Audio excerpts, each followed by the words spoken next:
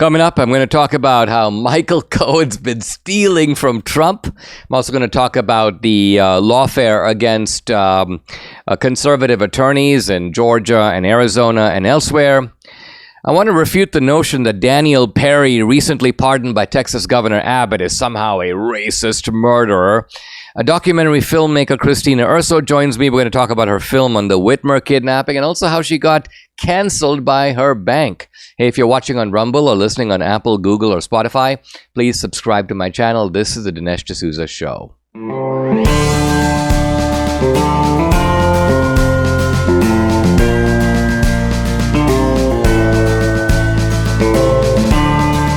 America needs this voice. The times are crazy. In a time of confusion, division, and lies, we need a brave voice of reason, understanding, and truth. This is the Dinesh D'Souza Podcast. I want to talk in this opening segment about two types of lawfare. Lawfare at the level of Trump, which is the New York case, Michael Cohen. And then I want to talk about some lawfare that's also going on in Arizona. This is lawfare against, I would argue, election integrity itself. And I'll come to that in a moment. Michael Cohen goes on the stand. And of course, he's the key person for the prosecution to try to make the case that Trump agreed to pay off Stormy Daniels. That part is undisputed. But that Trump specifically knew and caused a false entry to be made in the bookkeeping, so it was listed as legal. This is supposedly the altering of business records or the falsification of business records. And moreover, that Trump did this with the motive of thwarting or getting around federal election law. This is what Michael Cohen is trying to convince the jury of. But it comes out in cross-examination in which Michael Cohen's interminable series of lies are exposed one after the other. And we've long known that Michael Cohen is a liar, a perjurer, gives false testimony before Congress, has served time in prison. Well, it turns out that Michael Cohen is also, in a way that is not known, a thief. Michael Cohen admits on the stand he's been stealing from Trump. Now, it's bad enough to say I've been stealing from Trump. It's bad enough to say, as Michael Cohen does, that when he arranges reimbursements, it's kind of like I'm your lawyer and I come to you and I say, hey, listen, we're going to do a reimbursement and you're going to have to pay $40,000. But the actual amount is only $30,000. So you write me a check for $40,000, I keep $10,000, and then I give $30,000 in the payment. So I'm misrepresenting to you, Trump, what the reimbursement even is, or what the payment even is.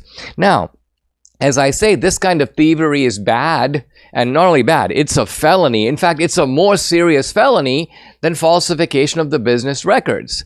And so here's the point. Normally in a case, when you're a prosecutor, what do?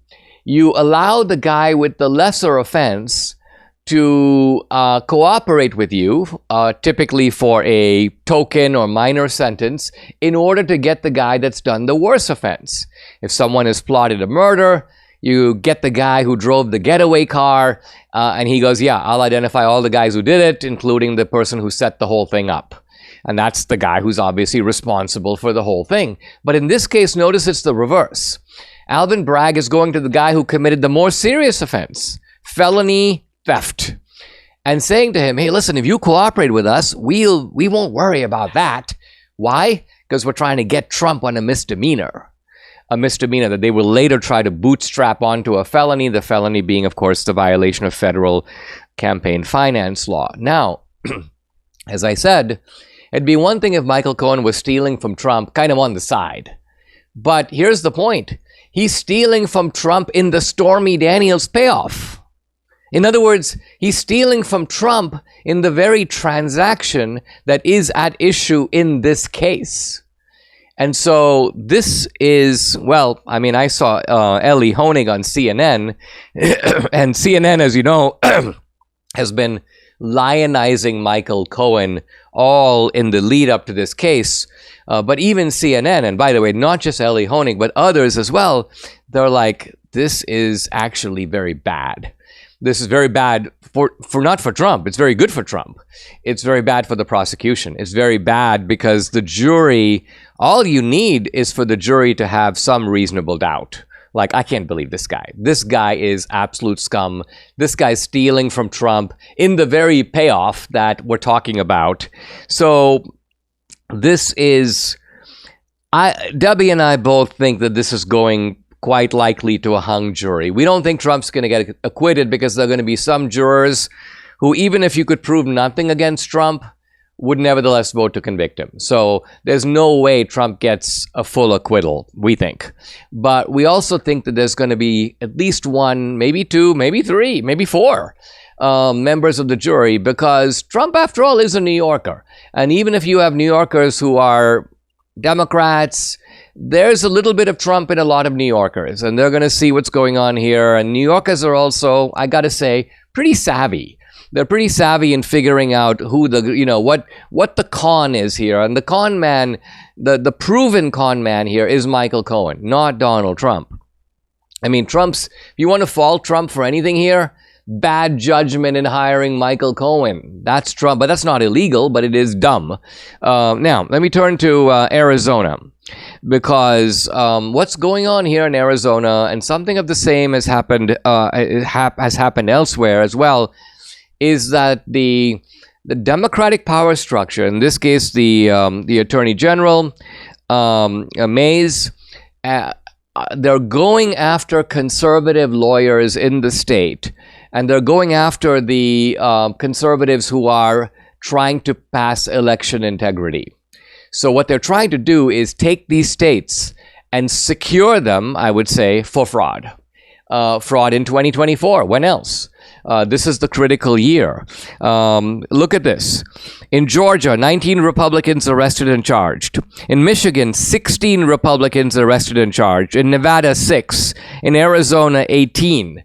Even in Pennsylvania and Wisconsin, there are some ongoing criminal investigations into Republicans who are yet to be charged. And here's Rachel Alexander commenting on X. She's a lawyer and journalist. Every conservative election lawyer I know in Arizona is being pursued with charges by the Arizona bar, has bar complaints against them, or has already been disciplined. Carrie Lake famously said that eventually she may end up representing herself because of an inability to find attorneys, because they're all being chased down to get rid of their bar licenses, or somehow perhaps even put them in behind bars. So this seems to me, the lawfare that we talk about, some people think, well, it's because of Trump, and maybe if he wasn't so provocative and so radioactive. It's going on all over the place. And the net effect, if this is allowed to succeed, is, number one, it will keep going. Number two, really no Republicans will be in a position, well, it's not that no Republican is safe. You're safe if you do nothing. If you essentially acquiesce, you bend the knee, you succumb to this kind of takeover of the country, you don't speak up, you don't challenge it, you don't use your legal skill, or you don't intervene, then they'll leave you alone.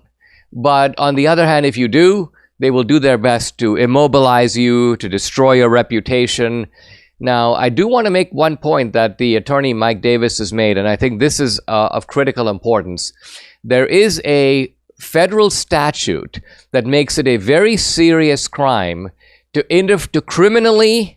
a very serious crime to interfere with people's basic liberties, to prevent them from exercising their right to work, or their right to speak, or their right to engage, by and large, in the normal pursuit of the American dream. The point being here that, as far as I can see, virtually every Democratic official in these states, including people at the DOJ, can be prosecuted under this statute. I'm talking about hundreds of people. And I think that what the Republicans need to do is they need to get out, and Trump needs to say this in a rally, if you elect me, I'm going to invoke this statute and I'm going to arrest and prosecute all these people. In other words, put it out there, put it before the American people, because later, if Trump is elected, the press goes, well, he never had a mandate to do this. Why is Merrick Garland being arrested? Why is Chris Mays being arrested? Why are we seeing all these officials in handcuffs? No, the truth of it is they are violating federal law. And so, again, they're going to be put before a jury. By the way, juries in this case of our choosing, juries in Virginia, if you bring the case in Virginia, suburban Virginia, I mean. So in other words, this is called two can play at this game.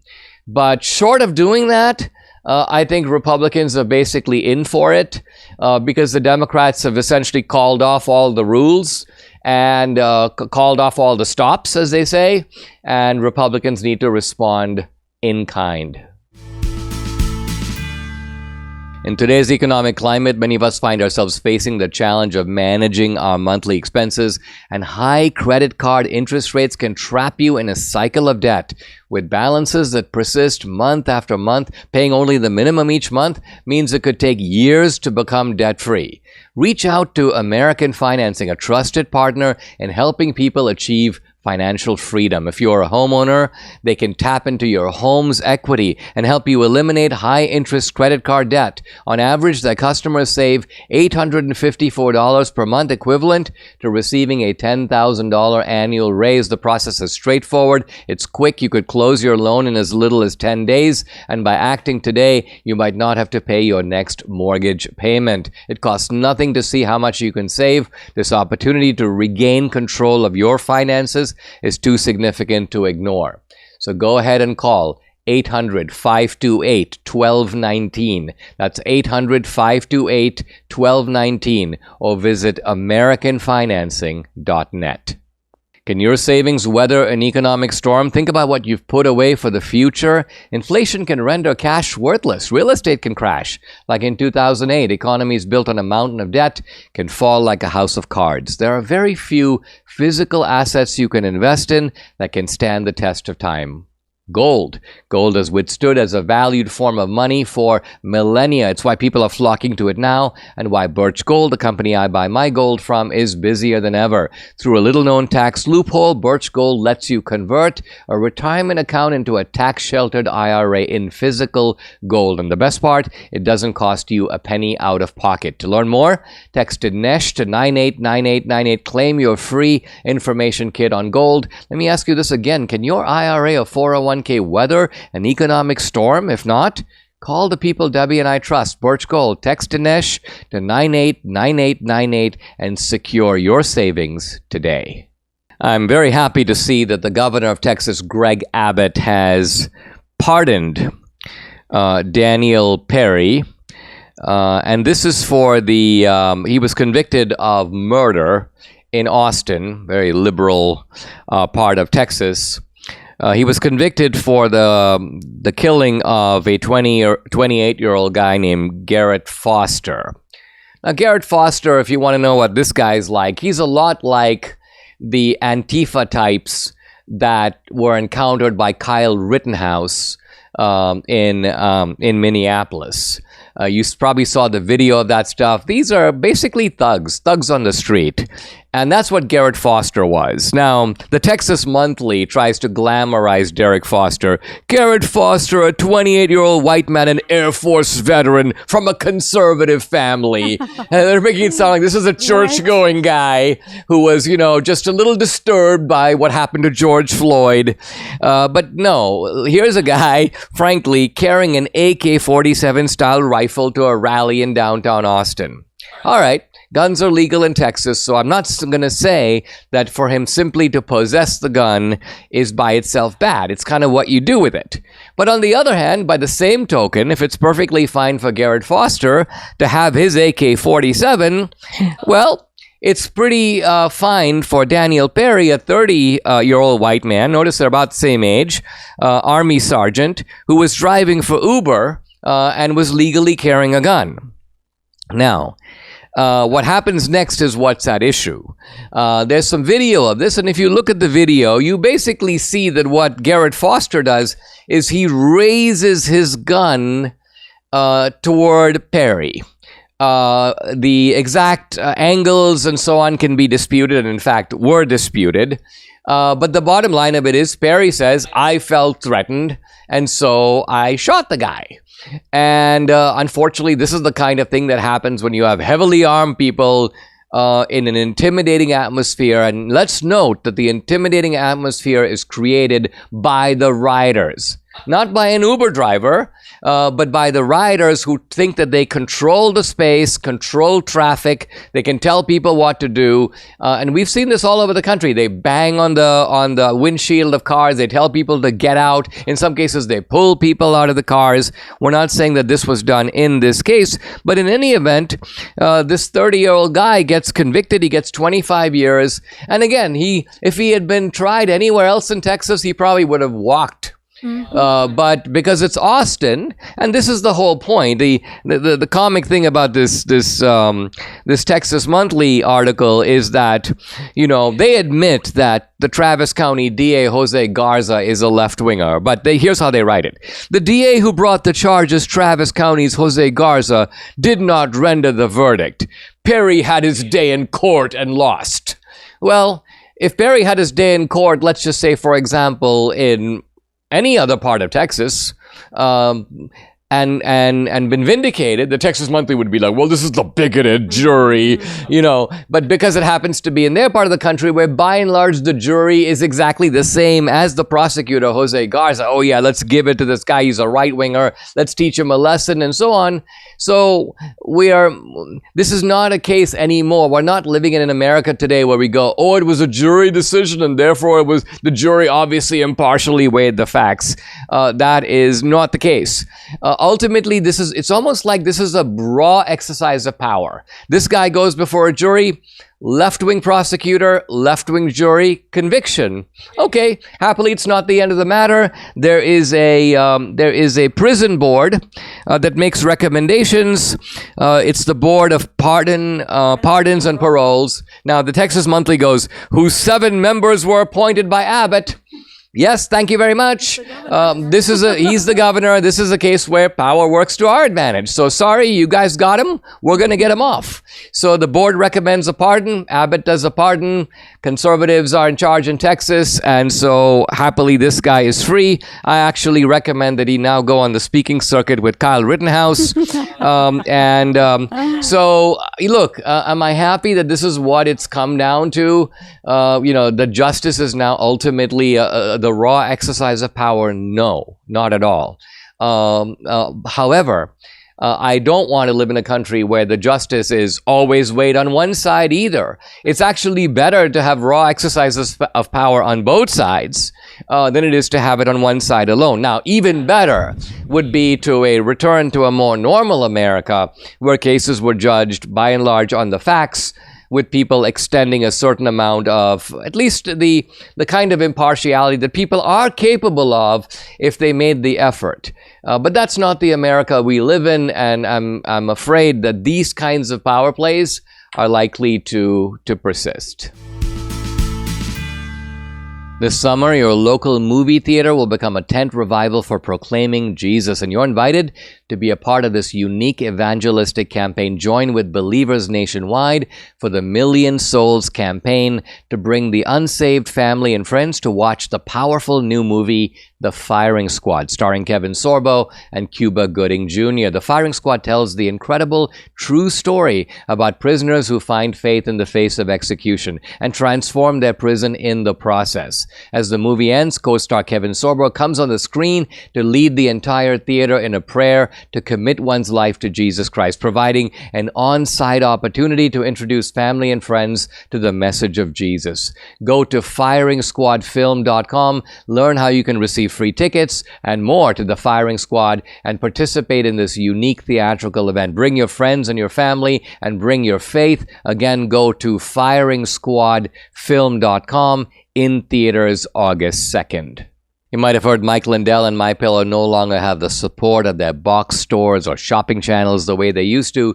They've been part of this cancel culture, and so they want to pass the savings directly on to you by having a $25 extravaganza. Now, when Mike started MyPillow, it was just a one-product company, just a pillow, but with the help of his dedicated employees, Mike now has hundreds of products, some of which you may not even know about. So to get the word out, I want to invite my listeners and viewers to check out their $25 extravaganza. 2-pack multi-use MyPillows, just $25. MyPillow sandals, $25. 6-pack towel sets, $25. Brand new 4-pack dish towels, you guessed it, $25. And for the first time ever, the premium MyPillows with the all-new Giza fabric, just $25. By the way, orders over $75 will receive free shipping as well. The amazing offer won't last long, so act now.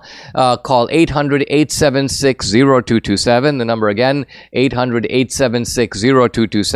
Or go to mypillow.com to get the discounts, to get the free shipping. You got to use the promo code. It's DINESH Dinesh.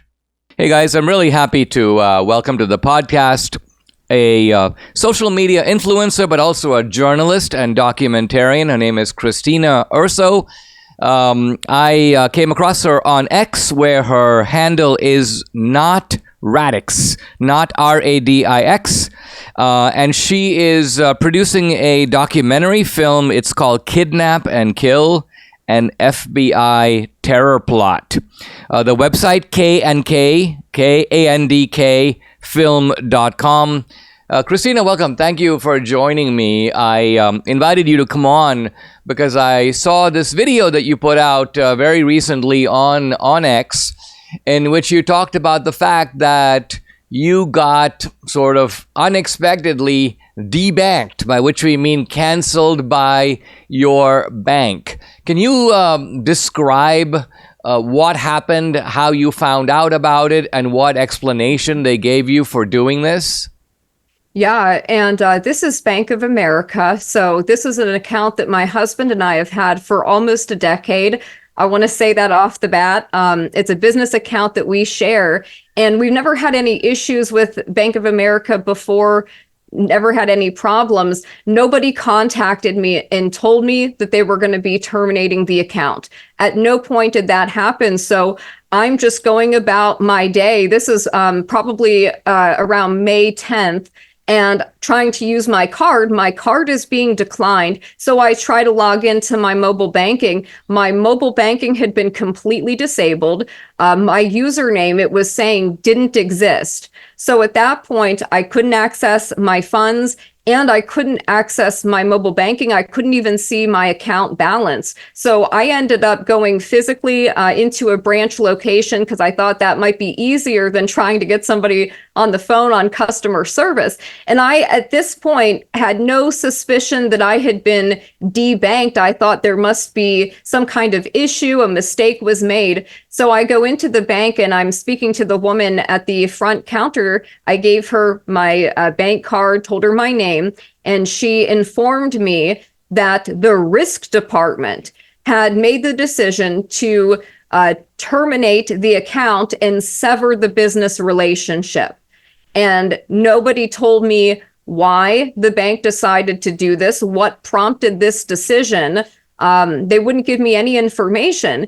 And so she didn't have information. So she puts me in a cubicle and puts me on the phone with the risk department. On the phone with the risk department, they would give me no information either. They wouldn't tell me even what my account balance was. They wouldn't tell me the status of some deposits I made that I was waiting for to clear. They wouldn't tell me if that had happened. And I said, okay, well, if you guys are going to terminate my account for no reason with no notice, can I withdraw my funds and then just take my business elsewhere? And they told me no. They said that they would be essentially holding my funds hostage and that I would receive a check in the mail, but they wouldn't give me a time frame of when I could expect that. And Han, have you gotten it yet? So I've gotten a very bizarre communications from Bank of America. After I left the bank, I went home and I called the risk department again just to clarify that this was actually happening and I wasn't mistaken. And I recorded the call. I spoke to someone in the risk department for 5 minutes who essentially told me this. They said the risk department had made the decision to sever the business relationship and terminate the account, and that it was in Bank of America's terms of service that they can do this at any time without notice or explanation. So they were giving me sort of like a canned response. And they did this also right before I had a bunch of auto pays scheduled to go through. So now I'm getting payments being declined. So I went on to X and I put a thread up and I included a video because I had the presence of mind to film the interaction at the bank where they told me what happened and they were terminating the account. I had no idea that thread was going to go viral the way that it did. Well, Bank of America started calling me, telling me that they gave me many different stories, but essentially they are trying to tell me the account has now been restored and I still can't access my bank card. I still can't use my mobile banking. My payments are still being declined. So as far as I'm concerned, they terminated the account and I am going to be taking my business elsewhere. But this has caused it's caused a lot of problems for me because I think, if you're an independent journalist, independent filmmaker, every small amount matters. And for a bank to hold on to your funds, to not give you any information, and to essentially say, we can just hold on to this and then cut you a check in the mail whenever we feel like it, that is unacceptable in America. Well, Wim, what I find very disturbing about this is that it seems to me that the only plausible rationale for why they did this is that somebody told them that you're making this documentary. And also, this is a documentary with a kind of a startling title, startlingly appropriate title, I gotta add, Kidnap and Kill, an FBI Terror Plot. The point being that the FBI are the plotters here. The FBI aren't foiling a plot. The FBI are putting a plot into motion. Let's turn to that, and that is the Whitmer kidnapping story, a story that you've pursued now for several years and are in the process of making a documentary, and maybe even a documentary with multiple episodes because you've got so much footage. Can you talk about what interested you in this topic? And second of all, what do you think is the most important sort of lesson or significance of this case? Because it's a case in Michigan, but it's a case, I think, with much larger import. Partly its connection to January 6th, but partly also what it shows about the U.S. government and about the FBI. Talk about your interest in the case and also kind of the discoveries you made as you dug into it. Yeah, so I had already been, prior to the men being arrested, I'd been investigating FBI corruption in other areas, right? Historical instances of FBI corruption. So when this story broke and it was announced the way that it was announced, I immediately was suspicious. So I started reporting on the case, and as that went to trial, all the crazy issues that happened. That first federal trial ending in 0 convictions for the government, 2 acquittals, Daniel Harris and Brandon Caserta, with the mistrial on the so-called ringleaders, Adam and Barry. So after that first trial, I reached out to Brandon. I made contact with him. I interviewed him. And just from my interview with him, I realized there was so much that even I didn't know as somebody who was not only following the case, but reporting on it daily. So I said to him, I've never done this before, but I think we need to make a documentary here. And so he and I started working together. He got me in touch with Adam and Barry. This was prior to their conviction in the retrial. There was all kinds of corruption with the retrial. I was in Michigan for the verdict there. I thought it was going to go a different way. But as this has progressed, it's just gotten crazier and crazier as far as the things that I've learned. I will say I don't think they ever wanted this case to go to trial.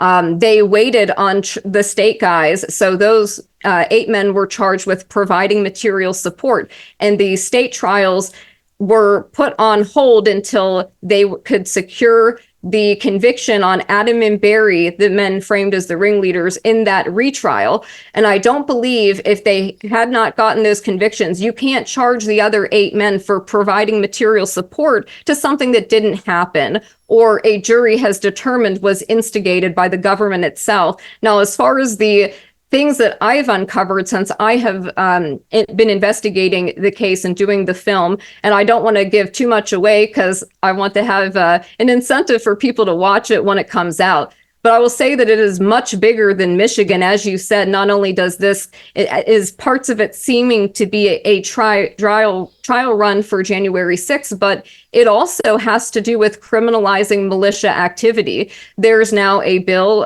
called the Preventing Private Paramilitary Activity Act of 2024, whose goal is to criminalize people coming together and doing defensive firearms training and medical training, which is an American tradition that has gone on forever.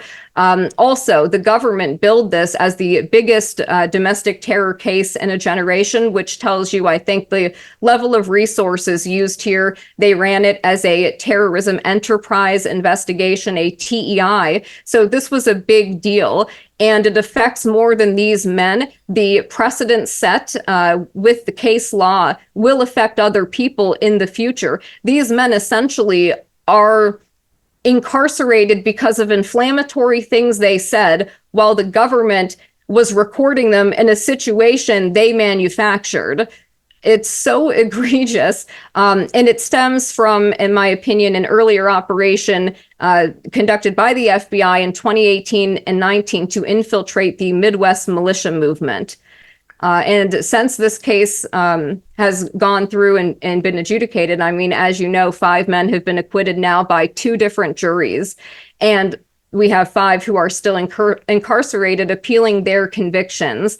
As far as the connection to January 6th, the special agent in charge of the Detroit field office overseeing the Whitmer investigation was a man named Stephen D'Antuono, who was promoted 1 week after the men were arrested on October 13th by Christopher Wray himself to be the assistant director of the Washington, D.C. field office, where he oversaw another so-called storming of the Capitol. And people forget what happened in the Whitmer case. There was a dry run for that in Lansing in April of 2020. There was a rally called the American Patriot Rally. This was an anti-lockdown pro-2A rally. The FBI was there. They had already infiltrated the Wolverine Watchman group. Their informant, Big Dan, was there leading the group. And the FBI is listening in real time. He says, I think these guys are getting ready to do something. He doesn't say why he thinks that or what he thinks they're going to do. But the FBI instructs the Lansing Capitol Police to stand down, open the doors, and let everyone in. And so these men stood in line for an hour. They went through COVID screenings, and then they went inside and occupied the Capitol building armed in a full kit for about 4 hours, and then they left peacefully. But the news images, the images that went on the news the next day was like, you know, far-right militia groups storm the Capitol, and they had pictures of the guys in there. Well, the FBI, it seems, was also using that news coverage to try to recruit more people into the Wolverine Watchman.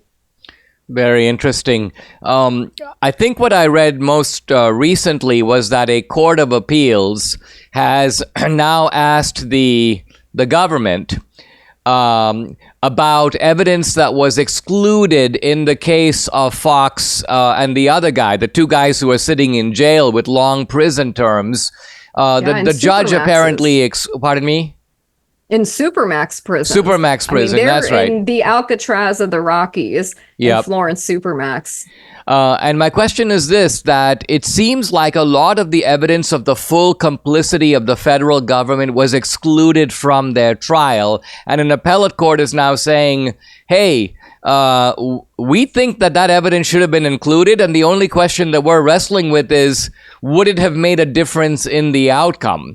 Now, I mean, to me, it seems hard to believe that it would not have made a difference in the outcome. Quite obviously, if the jury knows that, hey, this was to a large degree cooked up by the FBI, that makes all the difference in the world. Are you hopeful that you might see an appellate overturning of the Fox conviction? Yes, absolutely. Adam Fox and Barry Croft had their oral arguments at the Sixth Circuit, as you said, that three-panel judges. It seemed to me, at least from what I heard, they seem very interested in the government orchestrating this. I mean, they kind of argued with the government about the Judge Yonkers hearsay ruling, which prevented a lot of exculpatory information from coming in, not just audio of informants and showing how they were orchestrating things, how they were pushing people, but also certain text messages between the informants and their handling agents. The defense had already filed an entire motion filled with these out-of-court statements. They were called statements they wanted to get in. I believe it would have made the difference. I think the Sixth Circuit is going to agree because, again, look back at the first trial. It ends in 0 convictions and a mistrial on Adam and Barry, which means it was very close. I believe had that audio come in and those messages, it would have made the difference. And I don't believe that those men would be in Supermax today. So I'm very hopeful. I think that they're going to get a new trial and the government is going to have to actually let them admit evidence, but also question their accusers, confront their accusers. In the federal case, they kept the 3 lead handling agents off the stand, all of who, by the way, have been accused of misconduct in one form or another. They should have been able to impeach those agents, but also the informants, because ultimately those are part of the people who are accusing them. And they kept off Steve Robeson, one of their main informants, who is also a child predator. And a lot of these out-of-court statements that they want to get in are things he said. He was a main architect of this, along with Dan Chappell. And that's basically what they want to prevent from getting in. But I think they're going to get a new trial. And I think it's not going to go well for the government if all of this evidence has to come in, because it just shows you how they orchestrated the entire thing, all the way down to calling the meetings, hosting the meetings, hosting the FTXs, paying for things, picking people up from different states, bringing them together, introducing people to one another who had never met each other except online prior to the FBI getting involved. So it will show exactly how they did it. And I think that they don't want that, but I'm very hopeful. I mean, Christina, this is a huge case in my opinion, and I want to compliment you on not only diving into it, but adopting this kind of investigative, expository approach, because it's kind of like some of the work that Julie Kelly's done on January 6th. The really interesting stuff is in the details, and you have to really get into it in order for people to understand the full extent of the corruption that has gone on here at the highest levels of the U.S. government and the FBI. So I want to wish you all the best for the film. As I mentioned to you before we got started, I'm happy to be in touch if there's any way I can help you in advising you just about what to do with the film. I mean, I just would like to see it get maximum reach, maximum We impact. want to see it in theaters. I think I would love to see it played in theaters in Michigan. I mean, you want to get it out that. everywhere because it's of relevance to Michigan, but I think it's also of relevance to the country generally. Guys, I've been talking to Christina Urso, journalist, documentarian. The website, kandkfilm.com. Christina, thank you for joining me. Thank you. The year is 1677, so we're talking about the latter part of the 17th century.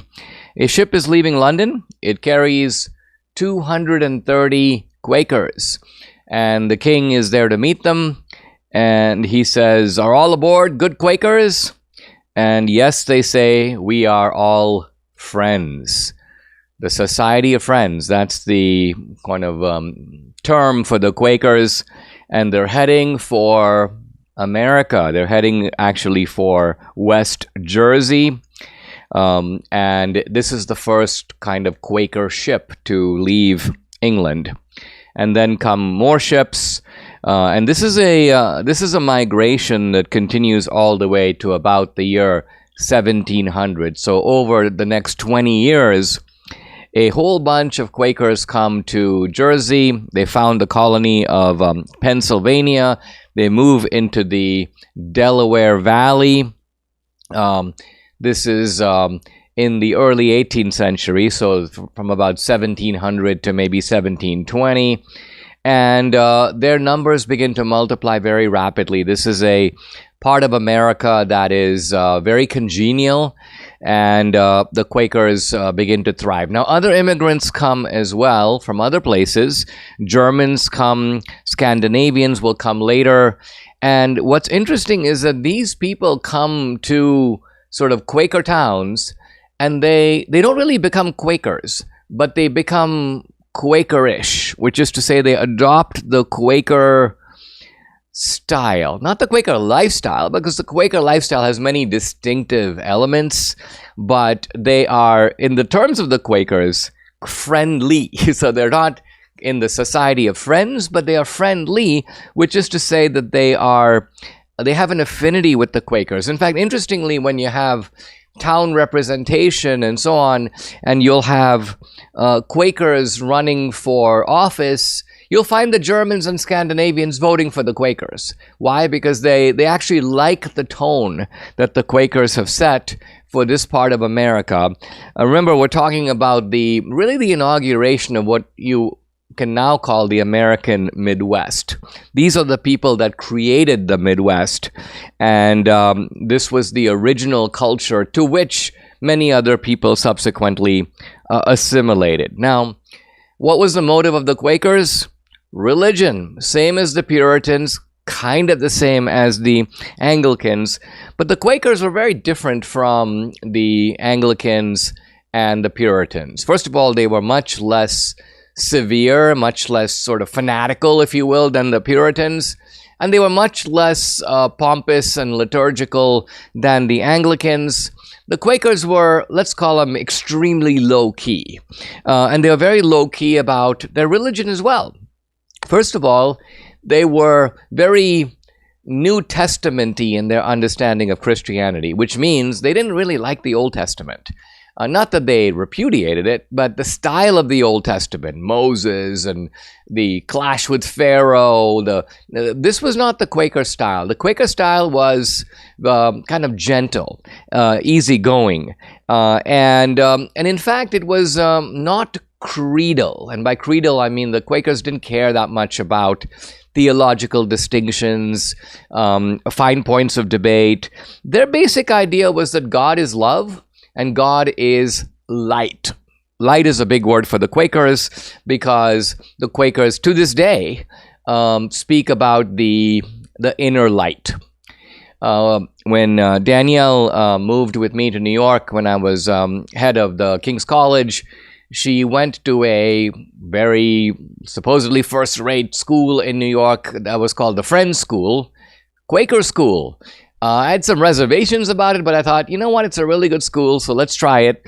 And every morning, they would all go into a room for about 20 minutes before the day began, dead silence, no music, no speaking, no prayers, no nothing.